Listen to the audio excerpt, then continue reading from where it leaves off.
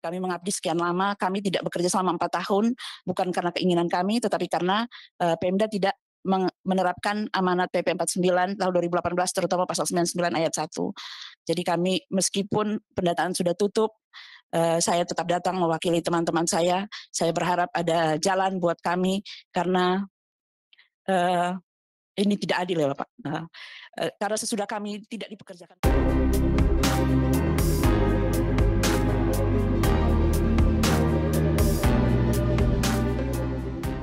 Aspirasi serta sekaligus dapat berdiskusi dalam rapat dengar pendapat umum pada hari ini sesuai dengan tugas pembidangan Komisi 2 DPR RI, yakni terkait dengan otonomi daerah, kepemiluan, aparatur negara, dan pertanahan.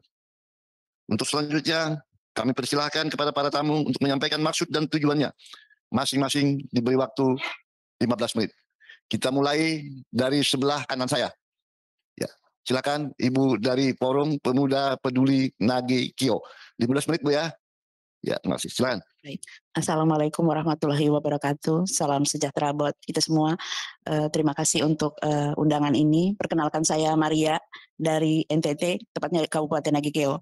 Baik, Bapak Ibu yang terhormat, saya tadi sudah sedikit saya sampaikan maksud kedatangan kami untuk mengadukan keadaan kami, Bapak Ibu. Saya adalah perwakilan dari 1046 orang tenaga non PNS di Kabupaten Nagekeo. Saya kebetulan hadir sendiri di tempat ini karena kami kekurangan biaya. Untuk biaya ke sini cukup mahal. Bulan September pernah kami berlima datang ke sini membawa sekalian surat kami untuk DPR RI, tetapi belum sempat bertemu. Waktu itu kami hanya bertemu Bapak Yanuar. Baik, saya ceritakan bahwa saya dan saya adalah. Mohon izin sebentar, saya celah. Pak Mardani di depan, supaya kita samakan 5 orang juga ya. Enggak apa-apa, ini kita 5 lengkapin dulu. Kalau nanti yang lain baru tuh, yang belakangan.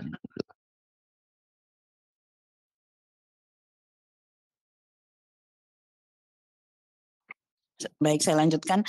Saya dan 1.046 teman saya, kami bekerja di Pemda Nagekeo sebagai tenaga teknis sejak tahun 2008. Jadi waktu itu kami bekerja secara sukarela karena Kabupaten Nagekeo waktu terbentuk tahun 2007 belum memiliki ASN yang cukup. Waktu itu kami direkrut oleh Bupati untuk membantu memperlancar tugas-tugas pemerintahan, tetapi kami tidak dibayar. Selama 1,5 tahun kami bekerja secara sukarela. Kemudian tahun 2019 baru kami diseleksi dan ada SK Bupati. Selanjutnya kami bekerja hingga tahun 2018. Nah, pada tahun 2018 Bapak ada pergantian Bupati. Beliau dilantik tanggal 23 Desember 2018. Berikutnya tanggal 3 Januari 2019 Pak Bupati mengeluarkan surat perihalnya, saya perlu tekankan perihalnya rekrutmen THL, tenaga harian lepas. Tetapi isinya menyatakan bahwa kami para THL tidak bekerja untuk sementara waktu sambil memasukkan lamaran untuk direkrut kembali paling lambat 10 Januari 2019. Saya dan teman-teman saya memasukkan lamaran sebelum tanggal 10 Januari, tetapi sampai saat ini tidak pernah ada kejelasan. Jadi kami sebelumnya diangkat sebagai tenaga harian lepas melalui SK Bupati dan sampai detik ini tidak pernah ada SK pemberhentian kami. Kami waktu itu sudah tahu bahwa ada PP 49 tahun 2018, pasal 99 ayat 1-nya menjelaskan bahwa untuk para tenaga non PNS yang sementara bekerja untuk tidak diberhentikan selama 5 tahun. Sementara pasal 99-nya, 96-nya menyatakan bahwa untuk Pemda tidak boleh merekrut tenaga non PNS baru. Karena kami yakin bahwa pemerintah pusat tentu punya skenario untuk memperbaiki nasib kami, misalnya melalui P3K, makanya kami berjuang. Kami sejak 2019, dari bulan Februari sampai bulan Juli, kami melakukan pendekatan kepada Bupati, kepada DPR, kami bersurat ke sini juga, ke DPR RI, kepada Presiden, kepada Mendagri dan Menpan RB, tetapi tidak ada hasilnya. Selanjutnya karena sektor Kabupaten Nagekeo ini kabupaten baru ya Bapak, sektor jasanya belum berkembang, jadi kami kesulitan mencari pekerjaan. Banyak dari kami terpaksa merantau sehingga menyebabkan banyak keluarga yang berpisah, suami dan istri dan anak-anak, dampak ekonominya pada sekolah anak-anak kami. Akhirnya kami tetap berjuang ya Bapak untuk bertahan hidup. Gitu. Pada tanggal 22 Juli 2022, Menpan RB mengeluarkan surat edaran untuk para PPK mendata tenaga non-ASN di setiap wilayahnya masing-masing. Batas akhir pendataan 30 September 2022. Tetapi kami melakukan pendekatan kepada Bupati dan kepada DPR, tidak ada hasilnya Bapak. Tanggal 25 Agustus Pak Bupati mengeluarkan surat penjelasan teknis yang menyatakan bahwa di Kabupaten Nagekeo tidak ada tenaga non-PNS. Hal itu kami pandang mencederai rasa keadilan ya Bapak, karena kami secara faktual ada, kami berkarya dan mengabdi bahkan sejak belum mendapat honor. Karena itu kami tanggal 5 September tahun 2022 kami 5 orang berangkat ke Jakarta. Saya dan 4 orang teman saya. Sebagai informasi biaya perjalanan kami cukup besar ya Bapak. Karena itulah hari ini saya sendiri yang ada di sini. Waktu itu teman-teman saya 1046 ini mengumpulkan rezeki mereka sedikit demi sedikit agar kami bisa ke sini. Biaya kami pulang pergi itu sekitar 40 juta Bapak. Ya. Waktu itu kami berhasil bertemu, seperti tadi saya jelaskan, bertemu Bapak Yanuar, terus kami bertemu Ketua DPD, selanjutnya kami bertemu Direktur dari Kemendagri, dan bertemu Menpan RB. Waktu itu tanggal 8 September, sesudah itu kami pulang dan Menpan RB mengeluarkan surat kepada Bupati tanggal 20 September untuk memberikan kesempatan kepada kami 1046 ex-THL untuk didata sebagai calon peserta P3K. Suratnya tanggal 20 September, penutupan pendataannya 30 September. Kami menunggu, tetapi hasil akhirnya kami tetap tidak didata. Sehingga pada tanggal 5 Oktober, BKN merilis 32 instansi yang tidak melakukan pendataan, termasuk Kabupaten Nagekeo. Kami sejujurnya sangat kecewa ya Bapak, karena kami mengabdi sekian lama, kami tidak bekerja selama 4 tahun, bukan karena keinginan kami, tetapi karena Pemda tidak menerapkan amanat PP 49 tahun 2018, terutama pasal 99 ayat 1. Jadi kami meskipun pendataan sudah tutup, saya tetap datang mewakili teman-teman saya. Saya berharap ada jalan buat kami, karena ini tidak adil ya Bapak. Karena sesudah kami tidak dipekerjakan kembali, Bupati merekrut ratusan tenaga baru dengan skema pembayaran barang dan jasa. Nah, kalau untuk tenaga non-PNS yang dibayar melalui barang dan jasa itu tidak diperkenankan untuk didata menurut SE Menpan RB. Jadi kami berharap meskipun ada waktu pendataan sudah lewat, kami berharap masih ada kesempatan untuk kami. 1046 ini adalah anak-anak Indonesia. 1 menit lagi Bu ya. Siap, yang harusnya mendapatkan perlakuan yang sama dengan teman-teman saya pegawai non-PNS di daerah lainnya. Baik, terima kasih. Ibu ada catatannya, ada narasinya, nanti disampaikan, nanti kita berbincangkan nanti kita dengan mitra kerja kita. Silakan. Yang kedua kita urut dari Forum Pendidik Tenaga Honorer dan Swasta Indonesia. Silakan. Baik, terima kasih. Bismillahirrahmanirrahim. Assalamualaikum warahmatullahi wabarakatuh. Izin pimpinan, perkenalkan, nama saya Hamdi Jainal, Ketua Umum Forum Pendidik Tenaga Honorer dan Swasta Indonesia. Kebetulan saya di sini bersama sekjen saya, Ibu Nita, dan beberapa perwakilan DPP dan salah satu anggota kami yang ada persoalan di Solok Selatan. Beberapa diskusi ini kami sering lakukan, pernah dengan Ustadz Teddy saat itu, dengan Ustadz Mardani saya beberapa kali WA, Ustadz, sampai saat ini belum terjadi audensinya. Permasalahan serta masukan perihal tenaga honorer kategori dan tenaga honorer non-kategori di Negara Kesatuan Republik Indonesia ini. Tidak adanya job security, kepastian kerja di kami tenaga honorer karena kontrak kerja yang berkepanjangan. Tidak adanya income security, pendapatan. Beberapa daerah masih jauh di kata layak, masih banyak di bawah UMP, UMK. Apalagi jaminan sosial. Banyak beberapa daerah saudara kami yang tidak mempunyai BPJS Kesehatan, BPJS Ketenagakerjaan apalagi. Bahkan beberapa guru untuk BPJS Kesehatan, karena dia di bawah UMK, dia ingin mendaftarkan secara PBI, dia tidak bisa karena dia S1, mempunyai gelar S1. Itu beberapa guru-guru kami di daerah, akhirnya buat berobat saja tidak bisa. Salah satu contoh ada di Cianjur. Dasar hukum pengangkatan jalur khusus tenaga honorer itu, kami ini kan berada di PP 48, Junto 43, Junto 56, dan seterusnya. Bapak Ibu pimpinan dan anggota DPR yang kami hormati mungkin sudah tahu persoalan-persoalan kami.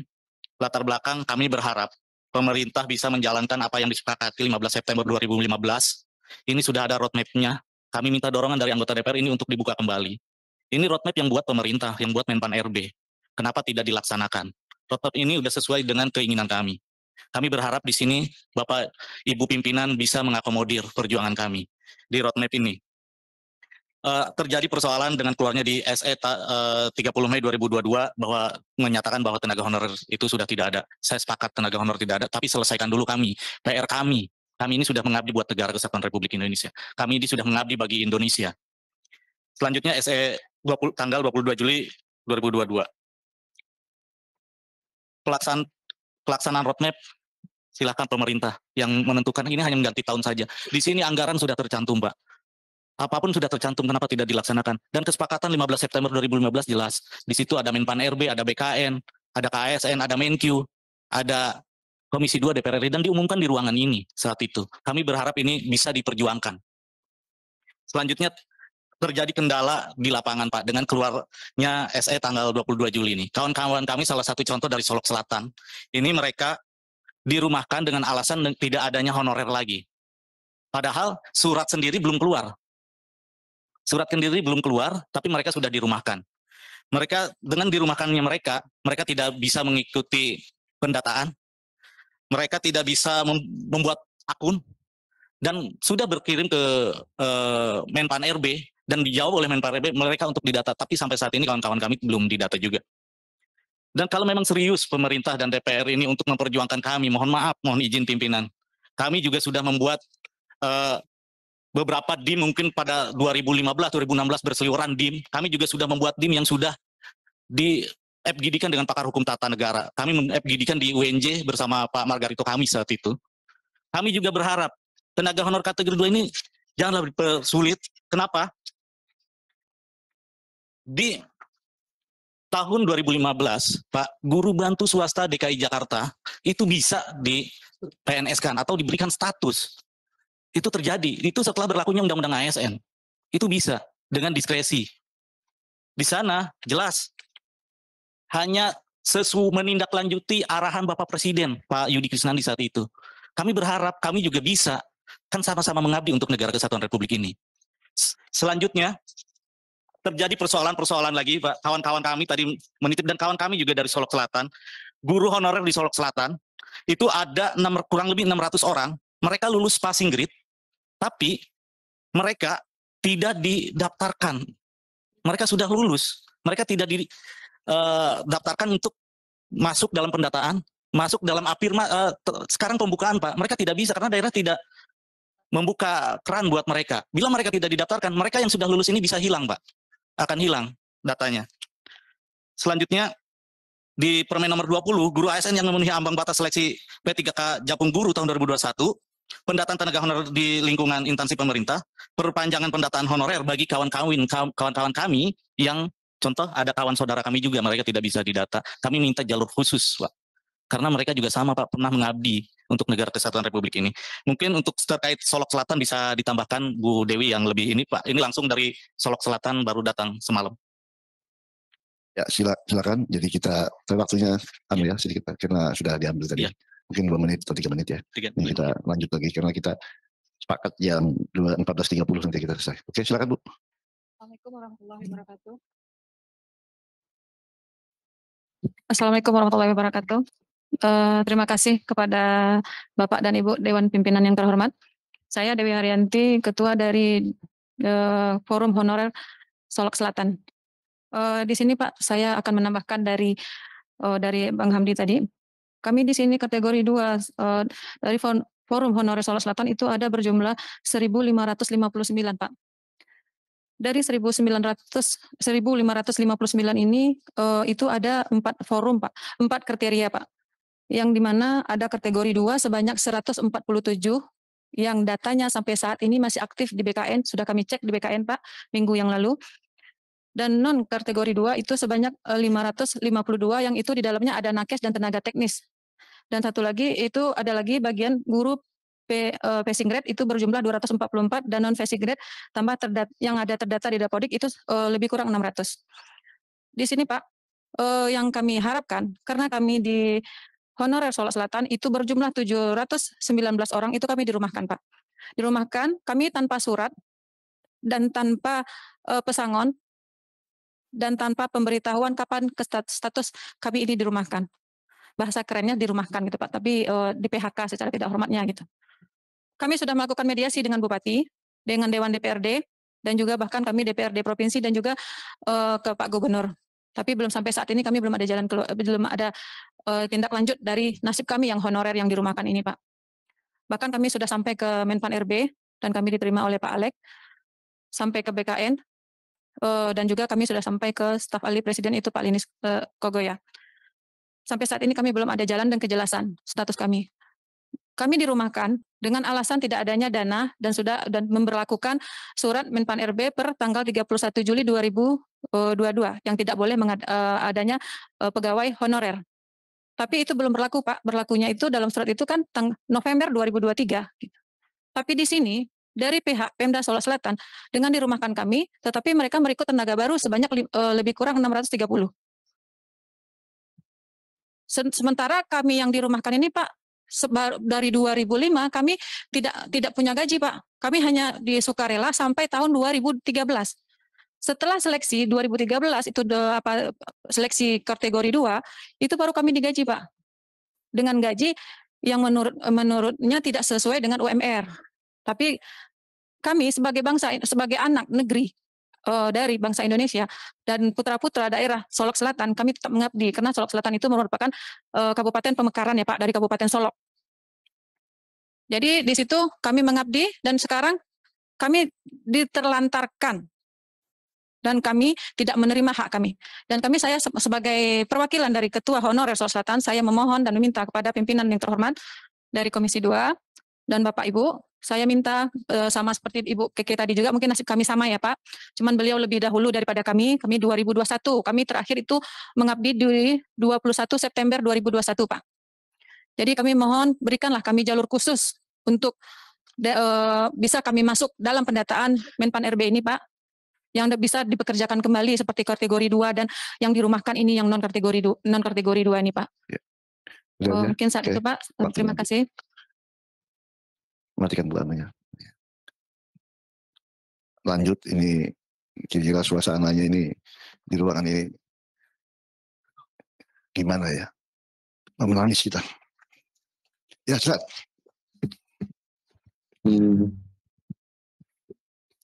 Assalamualaikum warahmatullahi wabarakatuh. Terima kasih kami sampaikan kepada pimpinan Komisi 2 dan juga semua dari anggota Komisi 2 yang saya yakin selalu mendukung kami dan bisa memberikan jalan untuk kami mendapatkan keadilan di negeri kita tercinta ini. Saya perkenalkan, saya Muhammad Saiful Anam sebagai Ketua Tendik Nasional PT KNI, dan kemudian kami datang dengan beberapa anggota dari DPP dan juga teman-teman kami dari beberapa perwakilan dari daerah. Kami terima kasih kepada Pak Sukamto, Bapak dari fraksi PKB dari DIY. Kebetulan saya juga dari DIY. Yang selanjutnya, kami PT KNI adalah forum dari teman-teman tenaga kependidikan, khususnya dari sekolah negeri Bapak. Dari seluruh Indonesia kami ada perwakilan. Terus kemudian dari awal dulu kami pernah audiensi juga di sini, RDPU di sini. Waktu itu kami bersama dengan guru-guru, yaitu dengan nama GTK HNK 35+ kalau waktu itu. Tapi terus kemudian ternyata sampai dengan sekarang yang mendapatkan regulasi masih hanya sebatas guru, dan kami ditinggalkan. Kami tidak mendapatkan satu regulasi sampai sekarang. Padahal kami juga sudah mengabdi di dunia pendidikan, yang fungsi dari tenaga kependidikan itu tidak kalah pentingnya untuk melaksanakan kegiatan pendidikan di sekolah-sekolah itu bisa berjalan. Karena tanpa adanya tenaga kependidikan, apalagi dengan pekerjaan manajemen yang model sekarang, tidak akan bisa berjalan. Di dalamnya kami ada tenaga operator sekolah yang salah satu pekerjaannya adalah inputting data siswa, dan juga kemudian apabila operator ini tidak menginput kemudian data siswa dan juga data guru juga tidak bisa mendapatkan sertifikasi. Yang itu kalau sampai kami lalai dari tenaga operator sekolah ini lalai atau kelewat saja, maka sertifikasi tidak bisa cair. Yang itu kami yang selalu disalahkan. Yang kemudian untuk berjalannya pendidikan di pembelajaran itu pun kami juga ada tenaga administrasi sekolah. Tenaga administrasi sekolah juga sudah menyiapkan apapun yang dibutuhkan oleh siswa. Di dalamnya kami ada tenaga perpustakaan, maaf bukan pustakawan tetapi tenaga perpustakaan. Ada juga laporan, ada kemudian tenaga kebersihan masuk juga di dalamnya. Yang tanpa ada tenaga kebersihan saya yakin tidak bisa berjalan dengan baik di sekolah tersebut. Dan juga ada tenaga penjaga sekolah. Karena aset sekolah juga harus diamankan dari orang-orang yang tidak bertanggung jawab. Kan seperti itu. Selanjutnya Bapak, kami dari awal kami juga sudah menyampaikan ke berbagai pejabat yang menurut kami bisa memberikan satu solusi untuk kami bisa di ASN kan, bahasanya mungkin seperti itu. Bahwa kami juga minta untuk diberikan regulasi yang berkeadilan untuk kami, Bapak. Dulu kami sudah sering sekali dengan Komisi 10 dan juga Komisi 2 juga sudah beberapa kali, tetapi selain itu kami ke Kemendikbud, BKN, Menpan RB, tetapi sampai dengan sekarang tenaga kependidikan itu belum mendapatkan regulasi. Kami meminta dari Komisi 2 untuk mendorong pemerintah untuk memberikan satu regulasi yang berkeadilan buat kami, Bapak. Karena pentingnya menurut kami penting karena tanpa adanya tenaga kependidikan, manajemen di sekolah tidak akan bisa berjalan dengan baik, itu Bapak. Yang selanjutnya, permintaan kami yang secara real adalah kami meminta kepada Komisi 2 untuk bisa memasukkan di revisi undang-undang, revisi peraturan pemerintah, yaitu untuk memasukkan jabatan fungsi operator sekolah, tenaga administrasi sekolah, penjaga atau satpam sekolah, yang satpam sekolah ini kalau nanti tidak dibatasi kepada satpam sekolah, nanti bisa jadi dari kementerian yang lain kemudian membludak. Yang membludak ini akhirnya kami yang dirugikan. Maaf, karena pasti semuanya pasti dengan hitung-hitungan angka, nominalnya nanti berapa kan seperti itu. Maka permintaan kami adalah untuk yang berkaitan dengan pendidikan di sekolah ini karena pendidikan itu yang kemudian menentukan kemajuan bangsa itu Bapak. Itu yang kita minta. Untuk kemudian jabatan fungsi yang lainnya kami mohonkan sesuai dengan analisa jabatan yang sesuai dari Komisi 2. Saya yakin yang lebih memahami, lebih tahu mana yang lebih urgen untuk kami. Kami minta seperti itu Bapak.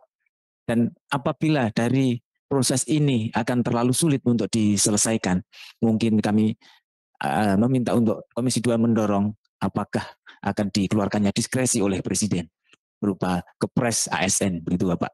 Dan untuk melengkapi apa yang kami sampaikan akan ada dari teman kami, ada Pak Nanang dan Pak Widi Bapak. Terima kasih dari saya akhiri terlebih dahulu. Wassalamualaikum warahmatullahi wabarakatuh. Terima kasih. Jadi ini ada waktu 9 menit, Bapak bagi 2. Ya, 9 menit supaya kita nanti pas singkat, jelas. Waktu tinggal 9 menit bagi 2. Terima kasih. Assalamualaikum warahmatullahi wabarakatuh. Perkenalkan, nama saya Nanang Panggi Yulianto. Saya dari Banjarnegara dan ini bersama Pak Saiful Anam selaku Ketua Tandik Nasional memang dari awal berkomitmen bagaimana untuk bisa menyampaikan aspirasi teman-teman tenaga kependidikan Bapak.